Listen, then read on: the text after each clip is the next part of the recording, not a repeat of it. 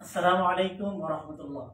কক্সবাজার জান্নাত নিউজের এই ছোট্ট লাইভ অনুষ্ঠানে দেশ ও প্রবাস থেকে যারা দেখতেছেন, আপনাদেরকে আমাদের ছোট্ট চ্যানেলের পক্ষ থেকে শুভেচ্ছা জানিয়ে শুরু করতে যাচ্ছি আজকের আমাদের প্রশ্ন উত্তর ও আলোচনা সভা। আমরা প্রথমে এই প্রশ্ন উত্তর আলোচনা সভা পবিত্র কালামুল্লাহ থেকে তেলাওয়াতের মাধ্যমে আমরা শুরু করতে যাচ্ছি।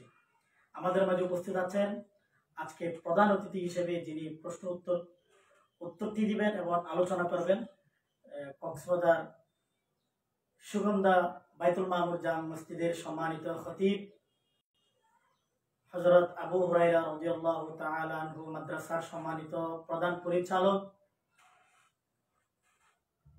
বিশিষ্ট ওয়াইজ হযরত মাওলানা কারি আনোয়ার হোসেন সাকি হাফিজাহুল্লাহ, উনি আমাদের প্রধান অতিথি হিসেবে আজকে আমাদের মাঝে উপস্থিত আছেন। আমরা আজকে আমাদের প্রধান অতিথি আজকে আপনাদেরকে ওনার মূল্যবান আলোচনা এবং প্রশ্ন উত্তর করবেন। এবং আমাদের আজকের আলোচনার শুরুতে পবিত্র কালামুল্লাহ থেকে তেলাওয়াত করবেন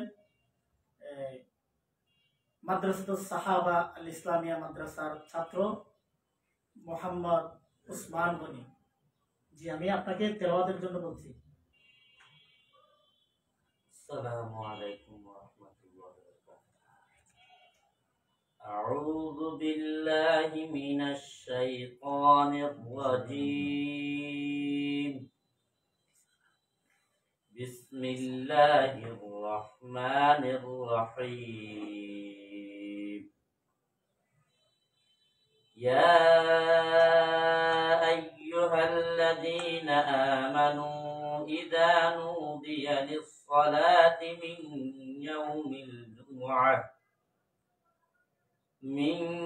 يوم الجمعة فاسعوا إلى ذكر الله وذروا البيع ذلكم خير لكم إن كنتم تعلمون.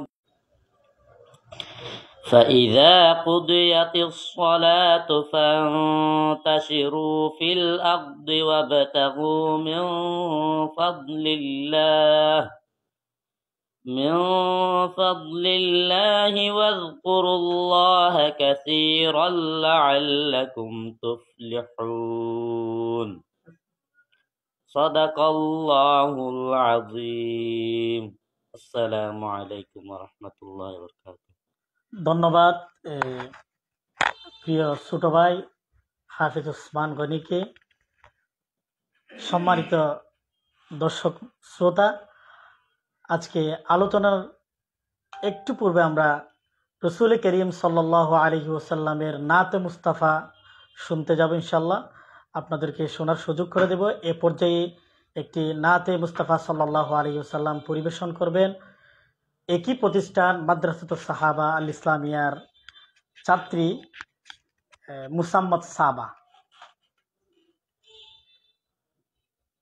আসসালামু আলাইকুম ওয়া রাহমাতুল্লাহ। আমি লিখব চিঠি দেব তোমায়, পাখি পৌঁছে দিও রওজায়। আমি লিখব চিঠি দেব তোমায়, পাখি পৌঁছে দিও রওজায়। আমি থাকবো বসে আশায়, চিঠির উত্তর আসবে আমার গায়। আমি লিখবো চিঠি দেব তোমায়, পাখি পৌঁছে দিও রওজায়। কবে আসবে মদিনার পয়গাম, গায়ে বাঁধবো হাজিদের হেরাম। আমি ঘুরবো মদিনার চারিপাশ, দু চোখে দেখবো সবুজে গুম্বাদ। আমি ঘুরবো আমি সারা গায়, পাখি পৌঁছে দিও রওজায়। আসসালামু আলাইকুম। মাশাআল্লাহ, চমৎকার গেয়েছেন। আমাদের আজকের এই লাইভ অনুষ্ঠানে ছোট্ট বন্ধু মুসাম্মদ সাবা। এ পর্যায়ে আমাদের প্রশ্ন উত্তর এবং আলোচনা শুরু করতে যাচ্ছি। যে সমস্ত আলোচনা বিষয়গুলো আমাদের প্রত্যেক মুসলমানের জন্য এই মুহূর্তে বর্তমান সময়ে খুব বেশি জরুরি, এমন দুই একটা প্রশ্ন নিয়ে আমি আজকে আয়োজনের প্রধান অতিথি হযরত মাওলানা কারি আনোয়ার হোসেন সাকি হাফিজুল্লাহর কাছে যাব। আমি সর্বপ্রথম আলোচনা করার জন্য বলবো আমাদের আজকের অনুষ্ঠানের প্রধান অতিথি হযরত মাওলানা আনোয়ার হোসেন সাকি হাফিজুল্লাহ। জি। السلام عليكم ورحمة الله وبركاته. نحمده ونصلي على رسوله الكريم. أما بعد فأعوذ بالله من الشيطان الرجيم. بسم الله الرحمن الرحيم. شهر رمضان الذي أنزل فيه القرآن هدى للناس وبينات من الهدى والفرقان. صدق الله العلي العظيم. وقال رسول الله صلى الله عليه وسلم: من قام رمضان إيمانا واحتسابا غفر له ما تقدم من ذنبه أو كما قال عليه الصلاة والسلام. من صام رمضان إيمانا واحتسابا غفر له ما تقدم من ذنبه. সম্মানিত দর্শক শ্রোতা, কক্সবাজার জার্নাল নিউজের দেশ এবং দেশের বাহিরের সব দর্শকদেরকে আজকের অনুষ্ঠানের পক্ষ থেকে বিশেষভাবে মোবারকবাদ, শুভেচ্ছা জানাচ্ছি। আল্লাহ রাব্বুল আলামিন রমজান শরীফ আমাদেরকে উপহার দিয়েছেন। রমজানের কারণে আল্লাহ তাআলা যারা রমজান মাসে ইবাদত করবে, রমজান মাসে যারা কোরআন তেলাওয়াতে মগ্ন থাকবে, রমজানের উসিলায় আল্লাহ তাআলা তাদেরকেও আল্লাহ তাআলা সম্মানিত এবং মর্যাদাবান করবে। শাহরু রমাদানাল্লাযী উনজিলা ফীহিল কুরআন হুদাল লিন-নাস ওয়া বাইয়িনাতিন মিনাল হুদা ওয়াল ফুরকান। অত্যন্ত মর্যাদাপূর্ণ একটি মাস এই রমজান মাস। মূলত আল্লাহ তাআলা রমজান মাস আমাদেরকে দিয়েছেন আমরা যাতে আল্লাহর ভয়ভীতি অর্জন করতে পারি। রোজা আল্লাহ তাআলা আমাদেরকে দিয়েছেন আমরা যাতে আল্লাহর ভয়ের গুণে গুণান্বিত হই, আল্লাহ তাআলার তাকওয়া যাতে আমরা অর্জন করতে পারি। রাসূল করিম সাল্লাল্লাহু আলাইহি ওয়াসাল্লাম কথা বলছেন যে ব্যক্তি রমজান শরীফের রোজা রাখবে এবং রাত জাগরণ করবে ইবাদতের মাধ্যমে, আল্লাহ তাআলা তার অতীতের সমস্ত গুনাহ মাফ করে দিবেন। গফির লাহু মা তাকদ্দামা মিন যামবিহি।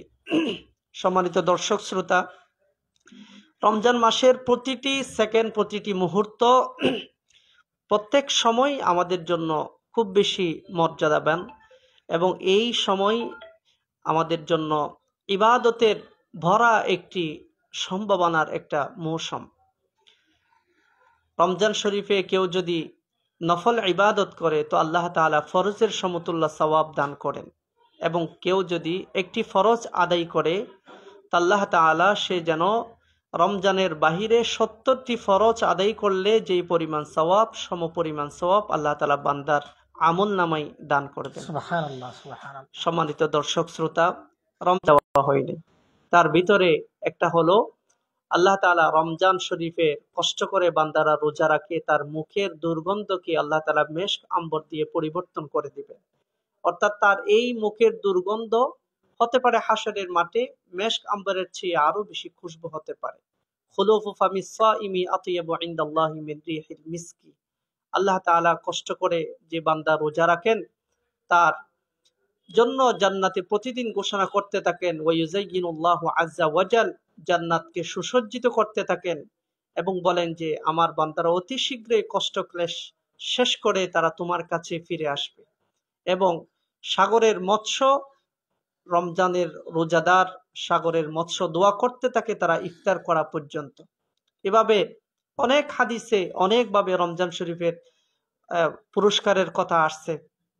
বিশেষ করে রমজানের রোজা এত বেশি গুরুত্ব এবং মাহাত্ম্য রাখে যে হাদিসে কুদসিতে আসছে, অন্যান্য আমলের বদলা আমার ফেরেশতাদের মাধ্যমে আমি দিয়ে থাকি, কিন্তু রোজার বদলা আল্লাহ তাআলা নিজ হাতেই দান করবেন। ওয়া আনা আজজি বিহি। আমরা জানি পৃথিবীতে যে যত বড় ধনী তার দান তত বড় হতে হয়। যে 10 কোটি টাকার মালিক তার দান হবে ওই পরিমাণ, যে 100 কোটি টাকার মালিক তার দান হবে তার চেয়ে আরো বড়। তো আল্লাহ তাআলার তুলনা তো পৃথিবীর কোনো মানুষের সাথে করা যায় না। আল্লাহ তাআলা পৃথিবীর সব বাদশাদের বাদশা, আকাশমণ্ডল ভূমণ্ডল সব কিছুর একচ্ছত্র মালিকানাধীন যার হাতে, তিনি হলেন মহান আহকামুল হাকিমিন রব্বুল আলামিন। তো তিনি যদি বান্দাকে রোজার পুরস্কার দেন, তাহলে সেই পুরস্কার কত বড় হতে পারে সেটা আমাদের জানার বাহিরে, আমাদের ক্যালকুলেশনের বাহিরে। সো রোজার পুরস্কার সেটা আল্লাহ তাআলা নিজ হাতে দিবেন, কেমন হতে পারে সেটা আমরা কল্পনাও করতে পারি না।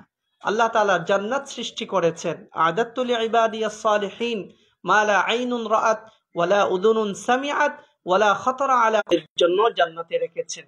সম্মানিত দর্শক শ্রোতা, আজকে আমি বিশেষভাবে কক্সবাজার জার্নাল নিউজের মাধ্যমে যেই ছোট্ট মেসেজটি সকলের কাছে পৌঁছিয়ে দিতে চাই, সেটা হলো আমরা অনেকেই রমজান শরীফ এই মাসের সময়গুলোকে আমরা অযথাভাবে নষ্ট করি, গল্প গুজবে, দোকানপাটে, আড্ডায় বিভিন্নভাবে আমরা সময় নষ্ট করি। অথচ এই ভরা মৌসুমে আমরা কোরআন তেলাওয়াত করতে পারি, আমরা সারাদিন তো রোজা রাখছি, নফল নামাজ পড়তে পারি, সিয়াম সদকা তাসবিহ তাহলিল এগুলোর মাধ্যমে, জিকির আজকারের মাধ্যমে আমরা সময়কে অতিবাহিত করতে পারি।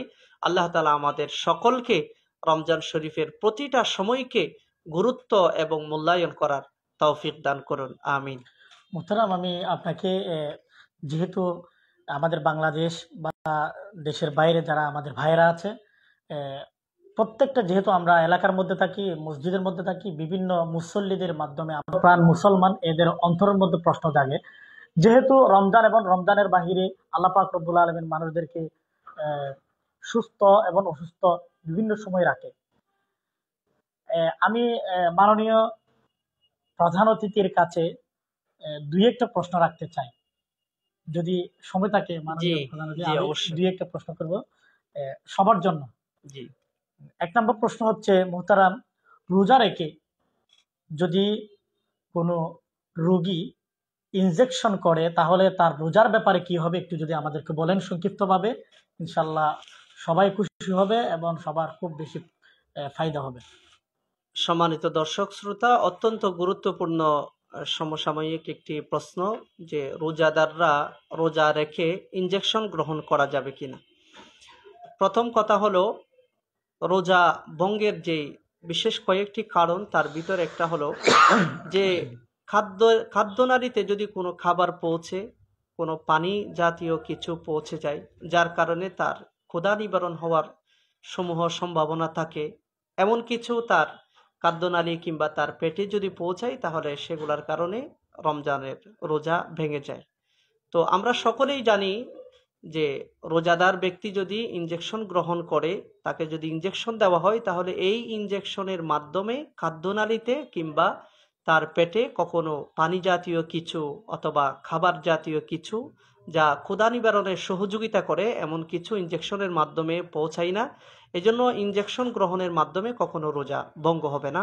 আশা করি কক্সবাজার জার্নাল নিউজের সমস্ত দর্শকরা এই প্রশ্নের উত্তরটি বুঝতে পেরেছেন। জি, সবাইকে ধন্যবাদ। আলহামদুলিল্লাহ, আপনারা শুনেছেন, খুব চমৎকারভাবে আমাদের প্রধান অতিথি আজকে প্রশ্নের উত্তর দিয়েছেন। আমি আরেকটি প্রশ্ন করব মাননীয় প্রধান অতিথি, যে রমজানের মধ্যে রোজা রেখে যদি কেউ ইনহেলার ব্যবহার করে, তাহলে তার ব্যাপারে কি হবে? রোজার ব্যাপারে একটু যদি আমাদেরকে জানান। ইনহেলারের ব্যাপারে একটু মতনৈক্য আছে।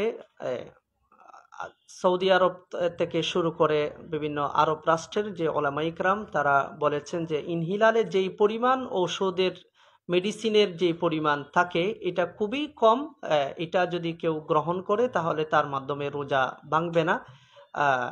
এজন্য তবে আমাদের দেশের ভারত পাকিস্তান থেকে শুরু করে এদেশের বড় বড় ওলামা ইকরাম বলেছেন যে ইনহেলারের মাধ্যমে রোজা ভেঙে যাবে। যেহেতু মতনৈক্য রয়েছে, আমি বলবো যে খুব বেশি যদি অনেক ওলামা ইকরাম বলেছেন ইনহেলারের মাধ্যমে রোজা ভেঙে যাবে, এজন্য আমরা পারতে আমরা ইনহেলার গ্রহণ না করাই আমাদের জন্য উত্তম হবে। আল্লাহ তাআলা আমাদের সবাইকে আমলের তৌফিক দান করুন। মুহতারাম, আমি আরেকটা প্রশ্ন করতে চাই, যেহেতু আপনি রোগীর ব্যাপারে কথা বলেছেন, আসলে আমাদের দেশে বা বাইরে রক্ত দেওয়া এবং নেওয়া, এটা দুইটাই আমাদের জন্য খুবই প্রয়োজন। এটার জন্য দিন রাত অথবা কোনো সময় কোনো মাস এভাবে কোনো নির্ধারিত নয়, হঠাৎ করে মানুষের প্রয়োজন হয় রক্ত দেওয়া এবং মানুষের প্রয়োজন হয় রক্ত নেওয়া। তাহলে আমি মাননীয় প্রধান অতিথির কাছে আরেকটি প্রশ্ন রাখতে চাই, যদি কোনো রোগীকে যদি রোজাদার ব্যক্তি যদি রক্ত দিয়ে থাকে তাহলে তার রোজা কি ভঙ্গ হবে কি হবে না, একটু যদি বলেন। জি, চমৎকার একটি প্রশ্ন, অত্যন্ত গুরুত্বপূর্ণ জিজ্ঞাসা। রমজান মাসে রোজা রেখে রক্ত দেওয়া যাবে কিনা। কোনো ব্যক্তি, রোজাদার ব্যক্তি যদি অন্য কাউকে যদি রক্ত দিয়ে থাকে তাহলে তার রক্ত দেওয়ার কারণে তার রোজার মধ্যে কোনো ধরনের ক্ষয়ক্ষতি হবে না, রোজা ভাঙবে না, এ কথা সত্য। তবে অনেক সময় দেখা যায় রক্ত দেওয়ার কারণে তার শরীরের যে পানির যে পরিমাণ থাকার কথা ওই পরিমাণ থেকে কমে আসার কারণে তার শরীরটা খুব দুর্বল হয়ে যায়, তার বিভিন্ন অঙ্গ প্রত্যঙ্গ শুকিয়ে যায়, চোখ, ঠোঁট, তারপরে হাত ইত্যাদি বিভিন্ন জায়গায় তার খুব একটা দুর্বলতার পয়েন্ট চলে আসে। তো এই জন্য আমার পরামর্শ হলো যে যাকে রক্ত দেওয়া হচ্ছে রোগী, যে তার যদি এমন অবস্থা না হয় যে ওই ব্যক্তি রোজাদার, রক্ত না দিলে তার প্রাণ নাশের সম্ভাবনা নেই, অর্থাৎ সে এই রক্ত দেওয়াটা চাইলে একটু কন্টিনিউ করে সে ইফতারের পরে দিতে পারে, এমন যদি তার যদি সুযোগ থাকে তাহলে উত্তম হলো সে রাতেই অর্থাৎ ইফতারির পরে সেহরির আগে যে কোনো সময় সে রক্ত দিবে, রক্তদান করবে। আর রোজাদার ব্যক্তি রোজা রেখে রক্ত দিতে পারবে, রোজার কোনো সমস্যা হবে না। বাকি এই অনেক সময় দেখা যায় রক্ত দেওয়ার কারণে তার যে সে এমনভাবে দুর্বল হয়ে পড়তে পারে যার কারণে অনেক সময় তার রোজা ভেঙে যাওয়ারও উপক্রম হতে পারে, এমন শরীর দুর্বল হয়ে যেতে পারে। এই জন্য আমরা বলবো যে রক্ত যদি দেওয়ার খুব ইমার্জেন্সি, খুব বেশি প্রয়োজন হয় এবং যাকে রক্ত দেওয়ার প্রয়োজন প্রাণ নাশের সম্ভাবনা যদি না থাকে তাহলে সেক্ষেত্রে আমরা ইফতারির পরেই আমরা রোগীকে রক্তদান করব। আর যদি এমন অবস্থা হয় যে তাকে রক্ত ইমার্জেন্সি তৎক্ষণাৎ ওই সময়েই দিতে হচ্ছে, না হয় প্রাণ নাশের সম্ভাবনা আছে, তাহলে সে সময় তাকে রোজাদার ব্যক্তি রোজা রেখে রক্ত দিতে পারবে, ইনশাআল্লাহ কোনো অসুবিধা হবে না ইনশাআল্লাহ। আলহামদুলিল্লাহ, চমৎকারভাবে আমরা উত্তরটি পেয়েছি। এরপরে আমি আরেকটি প্রশ্ন করবো, এটা লাস্ট প্রশ্ন, এরপরে ইনশাআল্লাহ শেষ করে দেব, লং টাইম হয়ে যাচ্ছে আমাদের। সবাই যেহেতু আমাদের খুবই বেশি প্রয়োজনীয় যে সমস্ত প্রশ্নগুলো আছে এগুলো আমি প্রধান অতিথির কাছে এগুলো চাচ্ছি, বাদ বাকি কোনো সময় নষ্ট করতে চাচ্ছি না আপনাদের। এখন লাস্ট প্রশ্ন হচ্ছে, আমাদের দেশের মধ্যে প্রায় 82% মানুষ এখন ডায়াবেটিস আক্রান্ত, পুরুষ বা মহিলা, ছোট বা বড়, সেজন্য অনেকে ইনসুলিন ব্যবহার করে। মুহতারাম, যদি রোজা রেখে যদি ইনসুলিন ব্যবহার করে এ ব্যাপারে কি রোজার কোনো ক্ষতি হতে পারে, বা রোজা কি থাকবে, ভাঙবে নাকি ঠিক থাকবে, একটু যদি আমাদেরকে বলেন। অত্যন্ত চমৎকার আরেকটি প্রশ্ন, যে ডায়াবেটিসে আক্রান্ত রোজাদার ব্যক্তি রোজা রাখার পরে সে ইনসুলিন ব্যবহার করতে পারবে কিনা। এই প্রশ্নের উত্তর হলো যে এটা মূলত ইনসুলিনটা অথবা খাদ্য জাতীয় কিছু যেটা কণ্ঠনালীতে পৌঁছে পেটে পৌঁছে যাবে, যার কারণে ক্ষুধা নিবারণের সুযোগ বা সম্ভাবনা থাকে, ওই রকম কিছু থাকলে তাহলে রোজা ভেঙে যাওয়ার অনেক সময় রোজা ভেঙে যাওয়ার আশঙ্কা থাকে। কিন্তু আমরা সকলেই জানি যে ইনসুলিন ব্যবহার করে ডায়াবেটিস রোগীরা এটা চামড়ার ভিতরেই যায়, এটা খাদ্যনালীতে পৌঁছে না, কণ্ঠনালীতে পৌঁছে না, এটা পেটে অর্থাৎ ইনসুলিন গ্রহণ করার পরে তার ক্ষুধা নিবারণের সম্ভাবনা মোটেই থাকে না। এজন্য রোজাদার ব্যক্তি রোজা রেখে ইনসুলিন ব্যবহার করতে পারবে, কোনো অসুবিধা হবে না ইনশাআল্লাহ। জি মোহতারাম, অনেকে জিজ্ঞেস করতেছে রমজানে রোজা রেখে যদি কেউ বমি করে তাহলে বমি যদি করে থাকে তাহলে বেশি বা কম, অনেকে অনেক রকমের প্রশ্ন করতেছে। এ ব্যাপারে যদি একটু আমাদেরকে বলেন তাহলে আমরা উপকৃত হব ইনশাআল্লাহ। জি, বমি করার কারণে ইনশাআল্লাহ রোজার কোনো ধরনের ক্ষয়ক্ষতি হবে না। তবে যেহেতু বমির কারণে মানুষ একটু দুর্বল হয়ে যায়, অনেক ভাই মনে করে যে বমি করার কারণে রোজা ভেঙে যায়, এটা মনে করে অনেকে আবার খাদ্য গ্রহণ করে, কিন্তু বমি করার কারণে রোজা কখনো ভাঙে না। এই জন্য বমি করার পরে রোজাদার ব্যক্তি স্বাভাবিকভাবে আগের মতোই তার রোজা সম্পূর্ণ করবে, একেবারে ইফতারি পর্যন্ত অপেক্ষা করবে।